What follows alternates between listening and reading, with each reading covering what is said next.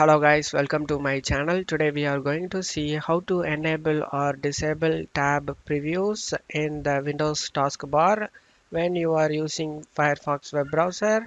I'll show you guys how to do that.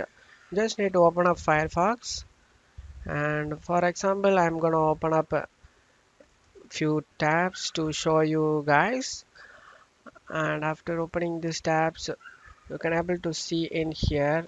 Now you look at the Firefox icon down the taskbar, and it's gonna show you the active tabs that you are currently viewing now. So if you want to allow all the tabs to show up down here, or show every tabs you opened in Firefox, you can preview it and open it guys. I show you guys how to make that modification.